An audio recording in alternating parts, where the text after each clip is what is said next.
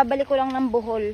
Last time nasa Cavite ako, may inasikaso po ako dyan. So, ayan sila lahat, kumakain ngayon. Isang harera sila hanggang likod. Ayan. So, maganda talaga magkambing kasi mabilis sila maparami. Tapos, hindi tayo mahihirapan sa pakain, hindi gastos. Hindi malaki ang expenses.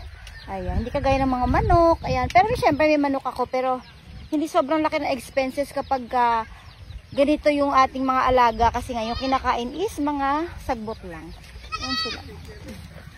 Lapit tayo. Hawak tayo ng isang mabait. Me.